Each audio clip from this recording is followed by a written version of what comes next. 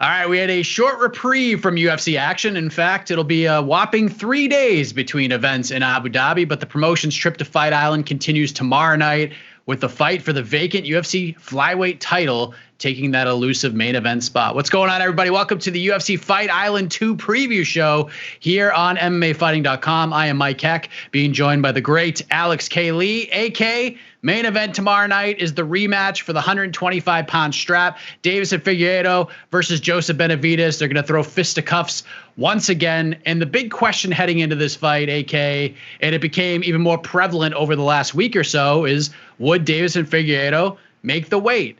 He did make it for the fight in February. This time, he had even more hurdles to leap over with the false positive COVID-19 test, a delayed arrival to Abu Dhabi, but he did make the weight, 125 pounds on the nose. So let me ask you, AK, how do you feel he looked on the scale? Did he seem like he was in a good place, in your opinion?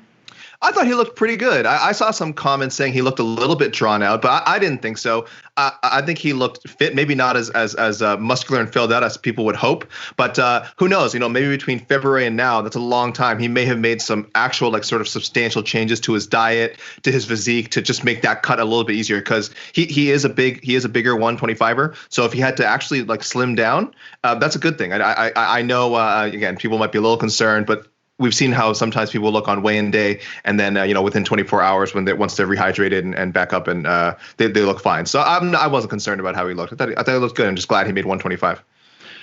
First fight was a lot of fun for as long as it lasted. And I assume this one will be no different. But in the end, Deiveson Figueiredo, with that power that he possesses, put Joseph Benavidez away in the second round. And despite the finish, it was certainly a competitive fight. There was a headbutt mixed in there as well. So a lot of bizarre circumstances throughout the build to the first matchup and in the fight itself. So for Benavidez, what adjustments are you looking for him to make tomorrow night to be a little more successful than he was back in February? I don't know if there's a lot he needs to do, because again, it's not like a Rose Namajunas, Jessica Andrade situation where Benavidez was winning the fight, and if it wasn't for that head, it was a very even fight. Figueiredo certainly could have taken it even without the headbutt that happened. So I'm not sure how many adjustments he really needs to make. I think so much of it for Benavidez at this point in his career is mental. It's just getting over that hump. This is his fourth shot at the flyweight title. If I do my math correctly, his fourth shot at the UFC flyweight title. So in his head, he has to kind of block out any thoughts of intangible things like jinxes, which I don't believe in. But I know if you're a professional athlete, it's hard not to think about all those times you came close and why did these things happen? Why did the guy miss weight? Why did that headbutt happen? And it was neither a guy's fault. It was the definition of an accidental headbutt. So it really just a mental thing. Technique-wise, I'm not going to offer any advice. Joseph Benavidez on how to handle the situation. He knows how powerful Figueiredo is. He knew how powerful he was before that first fight, and he got caught in the headbutt and then caught by Benavidez's hands. So just mental adjustments, and we'll see. Very difficult fight to predict.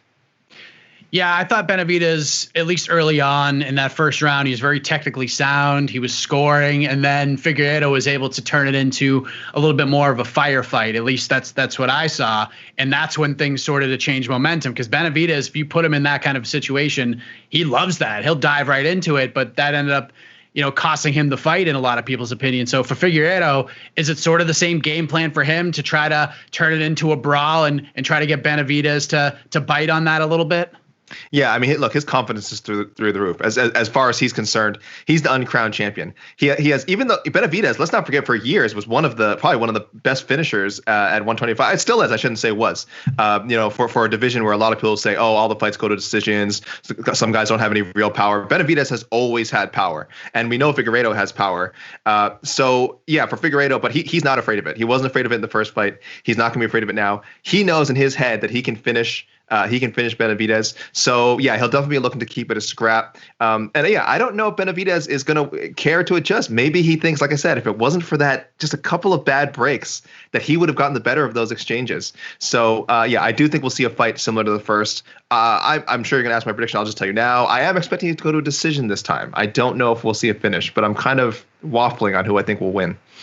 Yeah, it's an interesting matchup because Benavidez has said it multiple times now, and I think everyone would agree with this, is that he feels like this is his very last chance to become a UFC world champion. He seems to be the sentimental favorite heading in to this fight tomorrow night. Co-main event in the middleweight division, another fun one that has flown under the radar, much like this entire card, AK. Kelvin Gastelum taking on Jack Hermansson. Both guys looking to get back on track here. For a co-main event, you can't ask for much more than this fight. What do you think of this pivotal matchup at 185 pounds? Oh, it's so good. It's so good. We'll be saying this a lot about a lot of this card when you look at it up and down, both in the quality of the matchups style wise, and also, like you said, kind of where the people are at their careers. Like, I don't see, if you just take a glance, I don't see any real mismatches. There might be names that are more familiar to fans than others, but if you actually look at the results, look how these guys have been doing, it's like, yeah, this is a really solid, well-built card, especially this co-main event, because Hermansson, again, there's that setback against Jared Cannonier. No shame in that. Jared Cannonier, of course, top 3 contender right now. So Hermansson, he's not far from getting back there. And Gastelum, I know people will say, oh, he's lost his last 2. One of those includes a title fight. So anytime you include that in a losing streak, it's a little dubious, but. And the Darren Till fight, very competitive. So what's great is how much is on the line here. And again, style-wise, really good. We know both guys can go the distance, and we know both guys can finish. So kind of like the main event, hard to predict, but man, really, really looking forward to it. Like you said, both guys, especially with the landscape of this division right now, they need a win here pretty badly to stay in contention somewhat, at least right now at 185 pounds. And like you said, Gastelum has lost 2 straight, one of which was that fight of the year contender against Israel Adesanya in that interim title fight.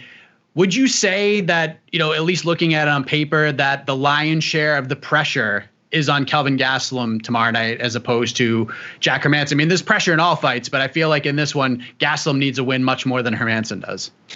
He definitely has more pressure. I don't think it's like a make or break thing for him as far as like, is this his last chance to prove he's a contender? Calvin is only 28 years old. So he's in the prime of his career. He's got quite a bit of mileage on him, and he's very familiar with the fans. So I know it's very easy to say if he doesn't win here, they're like, oh, that's it. He's just a gatekeeper. But we've seen stranger turnarounds. Again, Adesanya, that's a champ. Losing him, that's a rematch. Still, people still want to see a very competitive fight. Darren Till really making a big impact at 185. We'll see him later this month, of course. But Gastelum, again, 28 years old, in his prime. All he needs is 1 or 2 big wins to get back in it. This could be one of them. But even if he doesn't get past Hermansson, I still think there's a lot of mileage left in him. I don't think, he's always said he wants to go back to 170. I feel like that has to be impossible now. And I hope that if he loses, people don't say he should reconsider a drop back down, because I think 185 really is his home. And again, even if 3 straight losses happen, he's not that far off from getting back into it. So more pressure on him, but not like all the pressure in the world or anything like that. I would agree with that. Other notable matchups on this card. By the way, do you have a prediction for this one? I don't want to give away your whole entire prediction article. You are the prediction guru for MMA fighting after all, but who do you like in this one? I like Gastelum, but this is kind of a weird pick for me because I feel like skill-wise, I kind of like Hermansson a little more, actually. And I'd like it even more if it was like a main event. If it was a 5-round main event, definitely favor Gastelum. I think everyone loves this, knows this guy has an endless gas tank, go 25 minutes easily. Hermansson is fine too, but I don't know if anyone can quite keep up that pace with Gastelum for 5 rounds. But I do like him to push things here. I do think there's a little bit of that sense of desperation that's going to push him where he needs to go. So I'm leaning towards Gastelum by decision. I reserve the right to change my mind by tomorrow morning. But for now, yeah, I'm saying Gastelum. I think Hermansson gets this one done. I think he has the style to really frustrate Gastelum. And Gastelum's seen so many, different looks and different opponents and different styles over the years. But Hermansson has that frustrating style where he could just chip away at you for 15 minutes. So I think he ends up getting a decision here. But like you said, Gastelum has that fight-changing power that can turn tides very quickly. So we got to keep our eye on that. But this card is really good because, some of the other matchups on this one, we got Mark Jacasey against Rafael Fiziev. That's going to be ridiculous at 155. Got the return of Ariane Lipski against Luana Carolina. Another fun flyweight matchup between Pantoja and Askar Askarov. Again, this whole card is very sneaky, no doubt about it. But Alex, again, as a whole, we're flying under the radar with this entire card. But just kind of looking at sort of the basement dweller, so to speak, on this card. What fighter, storyline is one that sticks out to you that's just not getting enough love in your opinion? Two things really surprised me about this one fight that I'm going to talk about. When I just took a look at things this morning, that one, Brett Johns, I think I'm looking at Brett Johns versus Montel Jackson. I think that's an awesome matchup. I'm a big Brett Johns fan. I very much campaigned for his finish. Which one was it? The calf slicer of Joe Soto. I thought that was, I don't know, what was last year? Am I thinking about Brett Johns? Am I mixing up Brett Johns with someone else? Didn't he do the calf slicer? Yeah, that was in 2018. Oh, yeah. 2017. You know what? COVID-19 year 2020. Before the Sterling fight. We've lost track of all time. I believe that was the same year as the Mighty Mouse, the Whiz Bar. And I remember campaigning. I loved that calf slicer on Joe Soto so much, but he did it so fast too. It was like 30 seconds, something like that. So I'm a big Brett Johns fan. I know he lost a little bit of buzz because he was given a couple of step up fights. Pedro Munoz, Aljamain Sterling, and he lost those guys, and that's fine, and then he got sort of bumped back down the contender rankings. But I still think this guy is just world class. And Montel Jackson, also a really, really good prospect. I'm surprised to see, according to Tapology, that Montel Jackson is a 2-1 favorite. So maybe people have fallen off the Brett Johns bandwagon more than I thought. Maybe people are much, much higher on Montel Jackson than I would have thought. But that, I think, is really one to watch. I think both those guys still have the potential to be future contenders at 135. So I like that one. I don't hear anyone talking about it. Yes, there's two really sneaky ones for me. One, Grant Dawson versus Nad Narimani, because Dawson's looked so good since getting into the UFC off the Contender Series. He's a guy that I've been watching for a long time now, while he's on the regional scene. And Narimani is an explosive guy who's going to give Dawson probably his biggest test to date in the octagon. Really love that fight. And the other, I actually agree with you for sure, but I think this might be the sneakiest fight on the full slate of Fight Island events. I know what you're going to say. Yeah, Johns versus Jackson. I love that fight so much. Like Johns, he had the 2 straight losses against Sterling and Munoz, but he was able to bounce back. He had that really awesome fight with Tony Gravely back in January, and now he's taking on, in my opinion, one of, if not the absolute best prospects at 135 pounds of Montel Jackson. He's 9-1. Lone loss was on super short notice in his UFC debut against Ricky Simone at UFC 227, I'm pretty sure. But since then, submission of Brian Kelleher, and then 2 just flat-out dominant decision wins over Andre Sukumta and Felipe Colares. This kid is an exciting talent. This is going to be the biggest test of his career to this point, but this is a guy in Montel Jackson that I could see in the next year and a half could fight for the belt. I think he's that good. I thought you were going to throw out a third option. That's why I thought you were going to also add, and we should mention it, Davi Ramos and Arman Sarukian, because this is a grappler's delight. When I saw this fight announced, I squealed. I remember when this fight broke. And Sarukian is such an exciting wrestler. I know these days, people don't always equate wrestling with excitement, but he is a really good, exciting, sort of dynamic wrestler, very aggressive. And Ramos is just insane on the ground. His jiu-jitsu and submission skills are just absolutely elite. So that fight, which is second up on the prelims, that's another one to watch. And so we just mentioned 3 fights that I don't know how much people are talking about them, but I hope people give those fights a shot, because those are going to be high quality fights.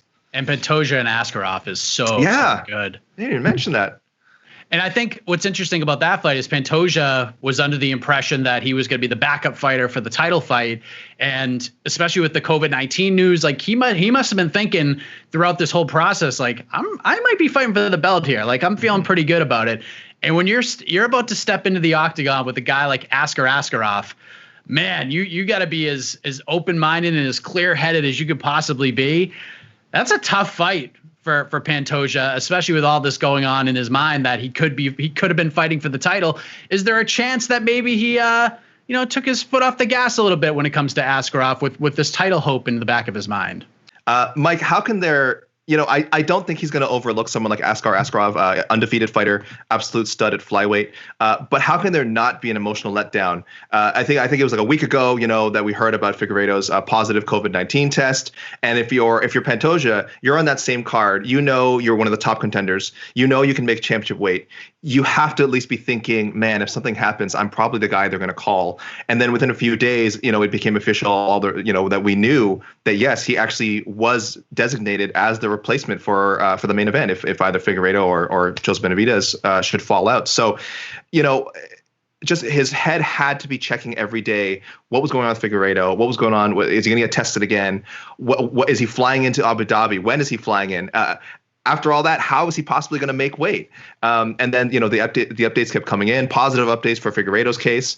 And again, but if you're in Pantoja, as focused as he is on his opponent, he had to always have in the back of his mind, what as of this morning, up until this morning, he had to be thinking. But he made 125, Pantoja did, so he was clearly ready, should something happen. But yeah, I wouldn't blame him. I wouldn't assume, but I wouldn't blame him if there was some sort of emotional letdown between possibly fighting for the title and then again, just kind of going back to your original main card opener matchup. Should be a fun one tomorrow night on ESPN Plus. UFC Fight Island 2 in Abu Dhabi. Vacant flyweight title on the line. Deiveson Figueiredo versus Joseph Benavidez 2. Of course, we will have all of your event coverage straight through the event on MMAfighting.com. The Brazilian Beast, Guilherme Cruz, is in Abu Dhabi, crushing it, doing the damn thing. And we'll be covering everything after the fight as well. So keep it locked right here on MMAfighting.com. That'll do it. Another preview show is in the books. Pew, pew, pew. Alex K. Lee, thank you very much. I am Mike Heck. Casey Lyden on the production side in the truck. Thank you for watching, and we will see you all tomorrow night.